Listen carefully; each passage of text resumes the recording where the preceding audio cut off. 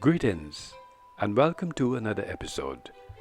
I am your host, Dr. William Anderson Giddens, cultural theorist, media arts specialist, podcaster, photojournalist, and well-known author from Barbados. Join me as I delve into the intricacies of the human discourse. ISBN 978 976 9752191, podcast 211. In this fascinating and thought-provoking conversation, I will look at how Job and Moses' upbringing shaped their views on suffering and leadership, influence our daily lives, shaped our communities, and pique our curiosity.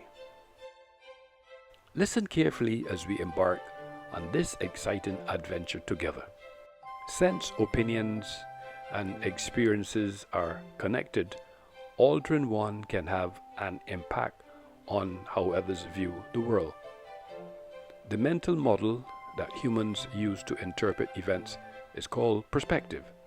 Having stated that, I am leading an intriguing research in the human discourse, ISBN 978-976-9752191. My extensive experience has led me to conclude that Moses and Job were both prophets and leaders who encountered many difficulties from God. Job suffered greatly before being restored, while Moses led the Israelites out of Egypt. The human lens is a critical lens that is used to evaluate knowledge and power formation in historical contexts. It highlights connections and links across several domains and interacts with the human discourse methodology. Throughout this discourse, we are exploring how interpreting biblical figures like Job and Moses through both discourse analysis and lived experience deepens our understanding of Scripture. It is essential to understand the Bible in light of the aforementioned, especially in light of 2 Timothy 2:15, New International Version. I quote, "Try your best to demonstrate to God that you are a valued employee who implements the truth in a proper manner and that you don't have to feel guilty." End quote. At the end, it exhorts us to divide the word of truth appropriately. The pertinent question must be asked: why is this dual lens essential for modern readers? While lived experience anchors the text in actual human difficulties and joys, the human discourse is not just a theoretical concept, but also a social tool used to frame the words, symbols, and rituals, creating layers of meaning. When combined, these approaches create a bridge that connects ancient stories with our own search for purpose, especially in times of adversity. Proverbs 24:10 states, "If you faint in the day of adversity, your strength is small." End quote. In the scheme of things, I suppose many see the Bible as a static text. A static text is a fixed element that cannot be changed. It can be used to indicate fields on a form or document, provide instructions, or inform the user. That said, I humbly suggest that the Bible is a dynamic interaction. Let me elaborate on how this method transforms our engagement with biblical narratives.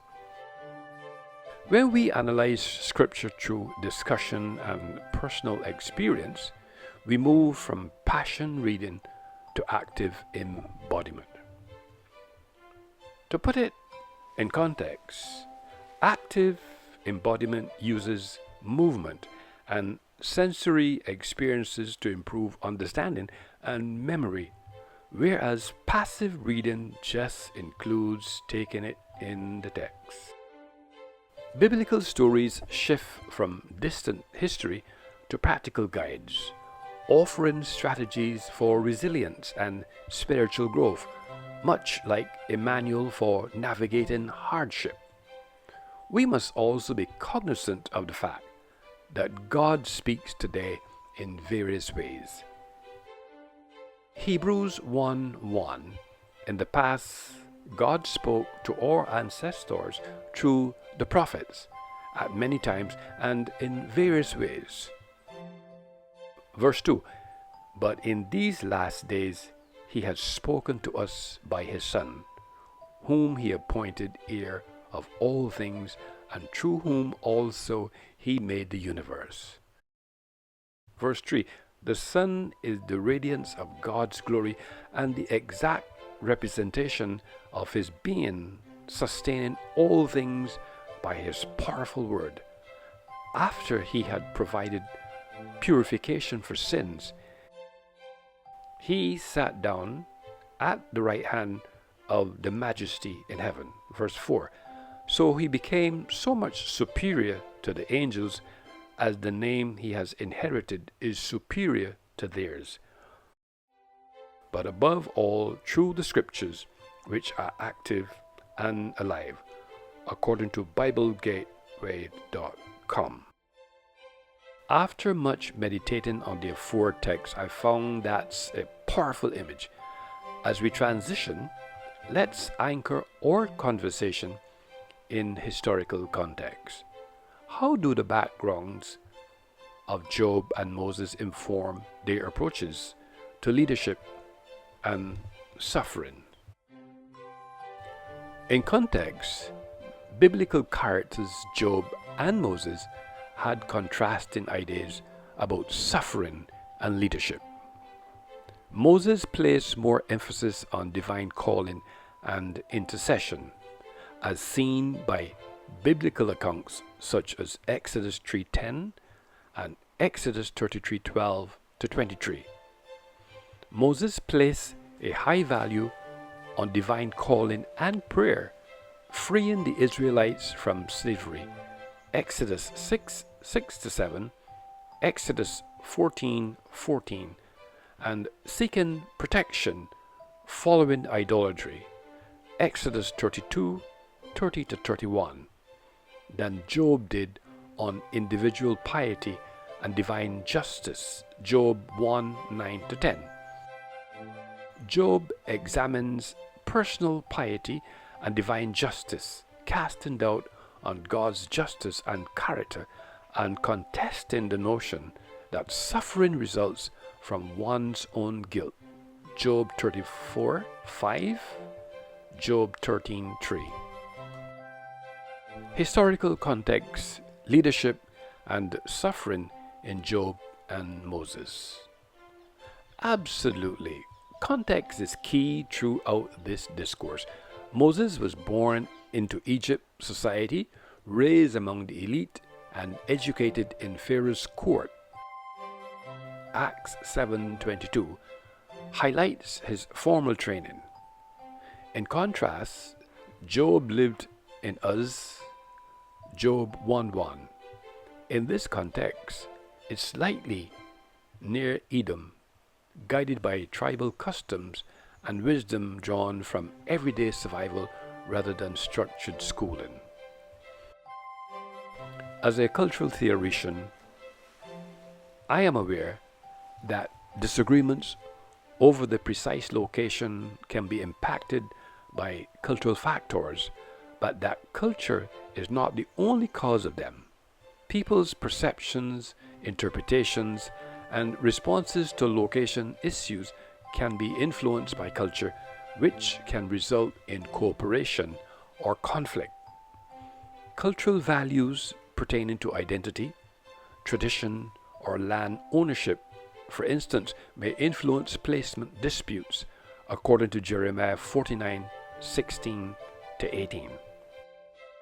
In this context, According to wikipedia.org wikilan of Uz, there is disagreement over the exact location of Uz.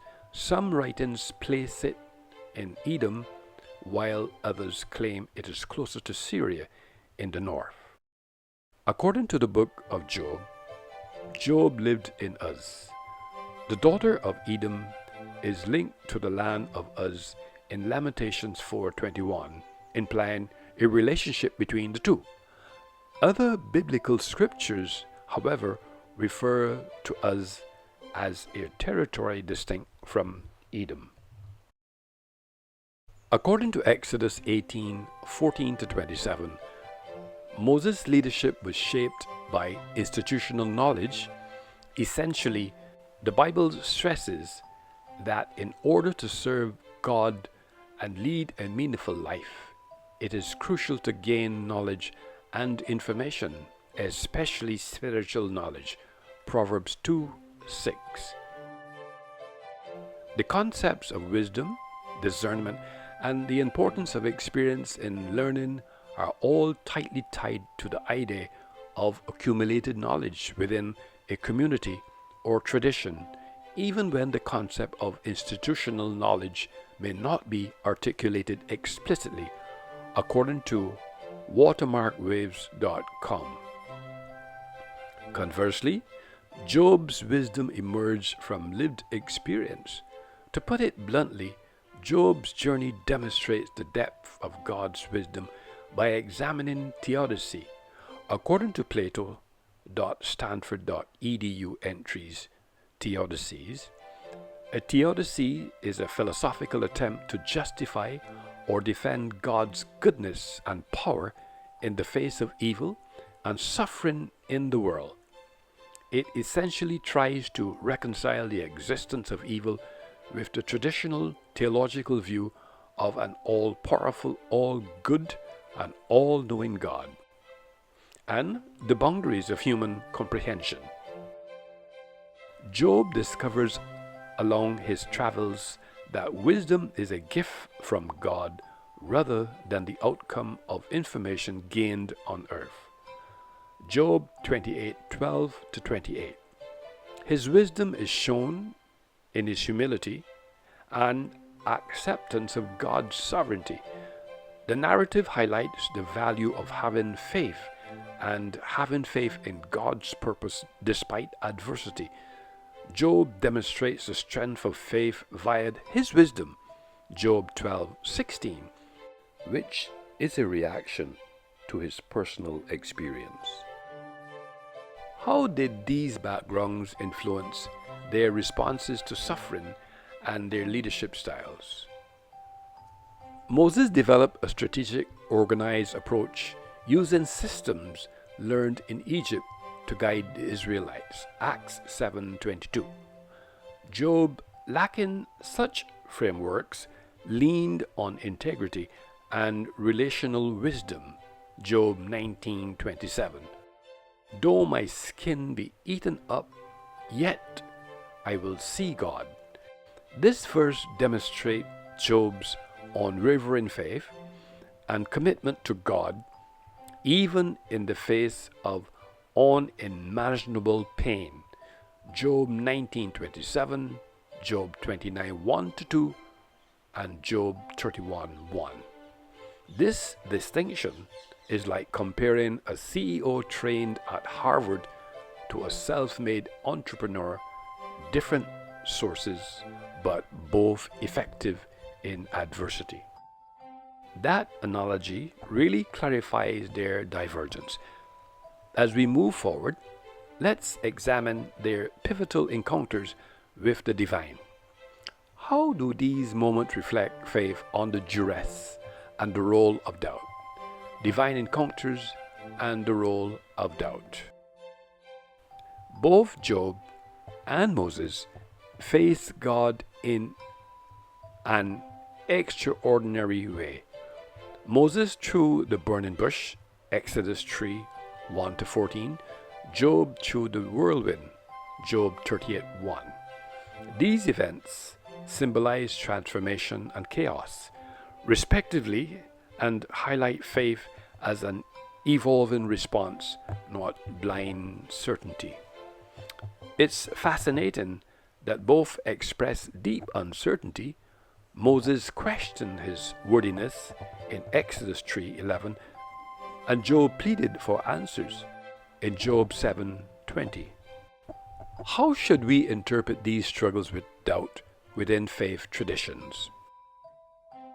Through my theology lens, it is very plausible that their doubts aren't flaws but essential aspects of authentic faith. Exodus 3:11 to 13, Exodus 4:10 to 14, Exodus 4:11 to 12, Exodus 4:13, Job 19:20 to 22, Job 42:3 to 5, and Job 42:10 to 17. The misgivings of Job and Moses are portrayed as human responses to overwhelming circumstances rather than as moral failings.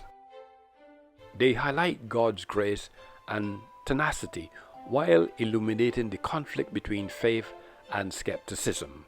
According to PMC.NCBI, NLM.NIH.gov articles, modern psychology supports this. Studies show that questioning leads to more resilient belief systems.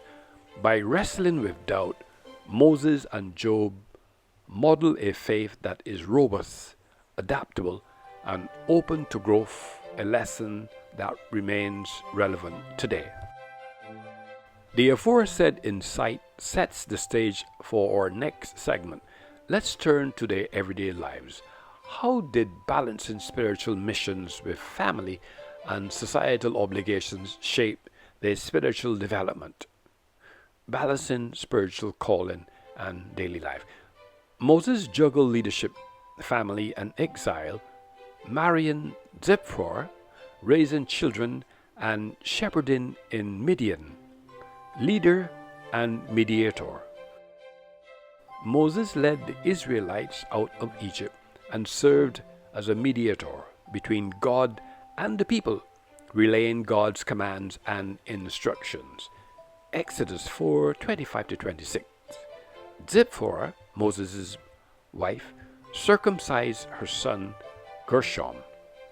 Moses, as depicted in the Bible, is widely recognized as a lawgiver, John 1:17.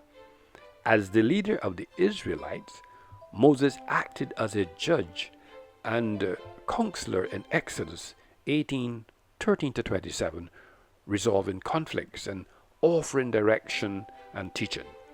Moses is indeed considered a prophet in the Bible, Deuteronomy 18:15 to 19. This phrase in Matthew 23:2 signifies their authority to teach and interpret the law, as they are seen as continuing the tradition of Moses' teachings. Moses is described as a shepherd in Exodus 3:1 to 22 and Exodus 2:17 to 22, which itself is a metaphor for guidance and patience. In spite of his own hardships, Job, a priest, showed spiritual responsibility by offering his children as sacrifices because he thought they might have sinned. Job 1:5. This intersection of mundane and spiritual responsibilities makes their stories relatable. How do these narratives help modern readers navigate work, faith, and family? Their experiences mirror our own. Job and Moses faced loss, uncertainty, and relational strain, yet their faith matured through these pressures. As James 1:2-4 and Romans 5:3-5 suggest, perseverance in adversity shapes character and hope, a timeless model for balancing modern life's demands. That's a helpful parallel. Let us now delve into their lasting legacies. How did the writings and testimonies of Moses and Job shaped the foundations of Christian theology and ethical leadership. Scriptural legacy shaping theology and leadership. Moses is credited with the Torah, laying legal and moral foundations for Israel. Genesis to Deuteronomy, Deuteronomy 31:9. These books codified community, ethics, justice, and sanctity. Job's poetic dialogues, Job chapter 3 to 31, probe suffering, justice, and God's nature, offering a nuanced take on existential questions. So Moses provides structure and law, a key person in the Hebrew Bible. Moses established order and law through the Mosaic Law and the Ten Commandments. These regulations, which were included in the books of Exodus, Leviticus, Numbers, and Deuteronomy, describe a number of facets of daily life, such as social justice, worship, and daily living. As a leader, Moses led the Israelites through the wilderness and established the foundation for their government and society. The Israelites' identity and connection with God were fashioned by his role in delivering the law and guiding them. Exodus 21-17, Exodus 24:4, Deuteronomy 4:44, Deuteronomy 31:24-26, 26:46. While Job offers introspection and grappling with the unknown, Job 34:5, Job 9:2-3. How has this dichotomy influenced Christian views on faith, adversity, and leadership, especially in contemporary contexts? Moses' laws underpin Christian ethics and communal identity, while Job's lamentations inform pastoral care and resilience in suffering. I respectfully ask how modern religious communities might apply the lessons of Moses and Job to leadership and service in light of the data inquiry, and what does this mean for those who want to launch their own ministry right now? Modern application, ministry, vocation, and enduring relevance. Given the significance of spirituality, and after considerable consideration, it is quite possible that modern religious organizations use Job's tenacity and Moses' flexibility as models to teach leaders how to handle crisis and provide compassionate care. From Pentecostal to Catholic, denominations emphasize humility, courage in their stories, which are used for spiritual formation. Staff development and counseling is very engaging. I have authored 369 books in my writing ministry that tackle cultural issues, have impacted 4,671 educational institutions, and have been read by audiences in 195 countries. Their library of 210 episodes is accessible all across the world, serving communities while respecting religious bonds and pursuing God's calling is something I strongly advocate.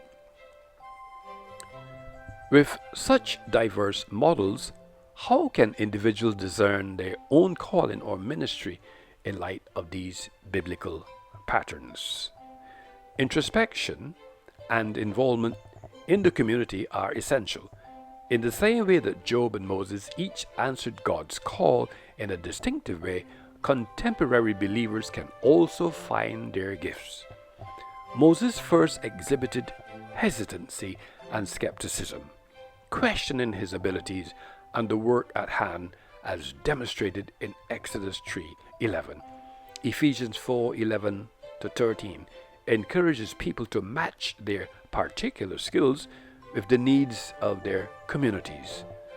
Job, as portrayed in the book of Job, on the other hand, endured a lot of suffering and tribulations before holding to his faith and questioning God's tactics, whether they were mentorship, writing, or service. To conclude, Job and Moses stand as pillars of faith and leadership, one through obedience and guidance, the other through endurance and honesty. Their legacy invites each of us to integrate scripture, personal experience, and communal responsibility in our spiritual journey. What is uniquely interesting, Moses and Job, prophets in Hebrew tradition, were not Christians, as they lived before Jesus' birth and predate the development of Christianity. However, Christian doctrine, especially in the context of the Christian Old Testament, incorporates the accounts of Moses and Job. The Christian Bible contains stories about Moses, a major figure in the Old Testament. Likewise, the Christian Old Testament canon includes the book of Job, which examines theodicy. The word theodicy, which comes from the Greek word theos and dike, refers to a philosophical and theological thesis that aims to explain God's love and righteousness in the face of suffering in the world. Specifically, it tackles the problem of evil. It should be noted that Acts 11:26 is where the word Christian is first used in the Bible.